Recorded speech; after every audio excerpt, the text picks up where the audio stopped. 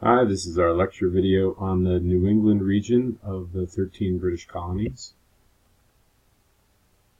In this lecture, you will learn about the geography, economy, government, and society of the New England colonies region of the 13 British colonies. At the end of this lecture, you need to be able to locate that colonial region and identify the colonies included in it, describe the geographic features of the region, describe the economy, government, and society of the region, and explain the impact of key individuals on the development of the region. So here's our map of the 13 British colonies. The region of New England is in the north. It included the colonies of Massachusetts, which was the largest, New Hampshire, Rhode Island, and Connecticut. This part of what we would think of now today as Maine was actually part of Massachusetts at that time.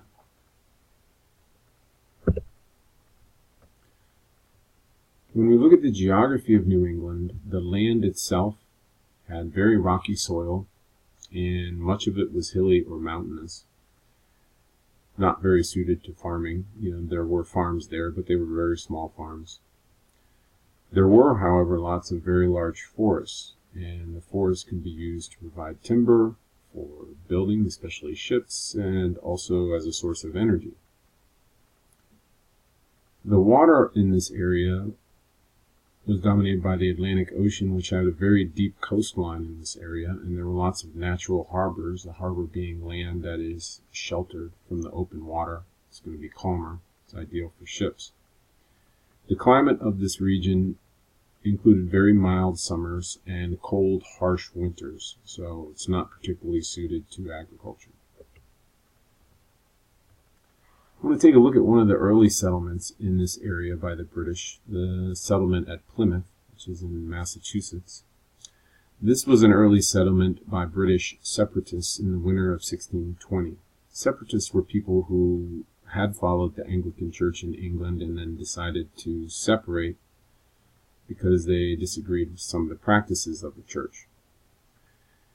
At first, they left England for Holland so they could practice their religion there. In the Netherlands at the time, they had freedom of religion.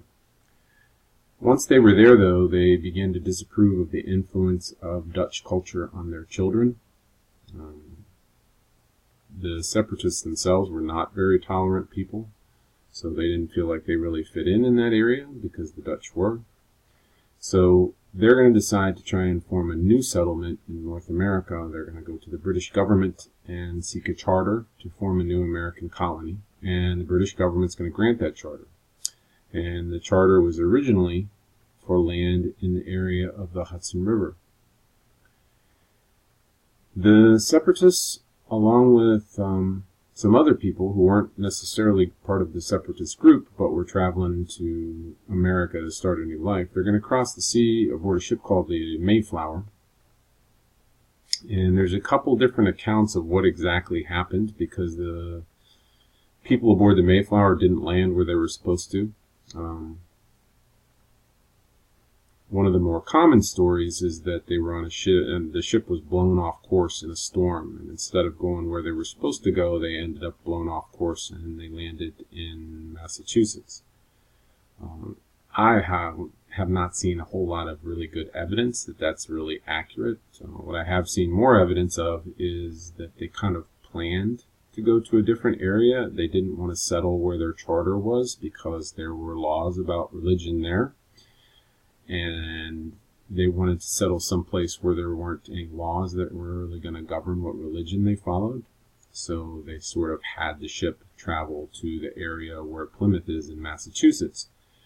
The area was well suited to forming a new settlement because there had been an Indian village there at that spot, and an epidemic had kind of swept through New England, and the diseases in the epidemic had wiped out all the Native Americans that had lived in the area. So there had been a Native American town that was in that spot with houses and farms, and everybody had either died or been scared off. So when the pilgrims aboard the Mayflower landed there were already homes, there were already fields that were cleared, so it was kind of an ideal situation for them. That's what I've seen more evidence about, not necessarily a blown off course story. So, a man named William Bradford served as leader of this group. Before they got off the ship and built their settlement, the male separatists aboard the Mayflower decided to agree on a basic system of local government. They signed an agreement that was called the Mayflower Compact. And there were two main parts of this agreement. The first part is that the men would make decisions as a group to govern the colony. So it's kind of like the first little attempt at democracy here. They also reaffirmed their loyalty to the king, and this was important because since they were not settling in the land they were supposed to, they didn't want to appear disloyal and incur the king's wrath, have him end up sending soldiers to kick them off the land and throw them in prison. This colony was never really as commercially successful as one like Jamestown. The separatists had few followers back in Britain, so there weren't a lot of people who actually migrated to the settlement. So it ends up remaining a very small sort of settlement in the Massachusetts colony. And these are the people that are the pilgrims of our Thanksgiving story we hear about every November. The more successful settlement in this area was in Massachusetts Bay, centered around what becomes the city of Boston. A man named John Winthrop obtained a charter from the British government to found a Puritan colony in Massachusetts. The Puritans were Anglican Protestants, but they differed a little bit from the mainstream Anglican Protestants back in England. They were a little more strict, a little more conservative in their beliefs, so they didn't quite fit in and they wanted to move somewhere else. So they're going to settle in Massachusetts Bay in 1629. And Winthrop himself is going to serve as the business, political, and religious leader of this colony for most of his life. Now, there were lots of Puritans in Britain, and tens of thousands of them are going to migrate to the New World to settle in Massachusetts. And they're going to come from all walks of life, all different kinds of income levels. It's a very diverse group, and they helped provide the skills, the labor, and the capital, that's the money, to make the colony successful. And what's going to happen is Boston is going to grow into a very important center of both manufacturing and trade. The geography of this region made large-scale farming, like you would have had, especially in the southern colonies, but even in the middle colonies to an extent, it made that large-scale farming impractical. There were some small family farms that grew food, but large-scale farming wasn't really possible. The area was ideally suited, though, to activities related to shipping. Shipbuilding, trade, fishing, whaling. It was ideal for all of that. The forests that were there provided lumber for shipbuilding, and even today the area of Maine is one of the principal lumber-producing regions in the world. Fish were abundant in this area of the North Atlantic. Also whales, and whales were hunted to make oil from the blubber in their fat. And whale oil itself was in high demand because it was used as fuel for lamps. There's no electricity at this time, so they had to use oil-burning lamps for light. Many towns and cities grew along the coast of New England, with Boston being the largest. There was manufacturing in New England as well. One of the biggest industries in Massachusetts was rum production. Massachusetts was a hub of the triangle trade, and the way it worked was slaves would be shipped from Africa to the West Indies, and they would be shipped to places like Haiti, where they would work on sugar plantations, and then the sugar was converted to molasses and shipped up to places like New England, and then it was manufactured into rum, and then that rum would be sent to either Europe or Africa, and the cycle would just continue. There were also many skilled craftspeople that settled in New England, so its economy was very diverse and self-sufficient. Slavery was very rare here because there were always enough settlers migrating to the area to fill the labor needs of the economy.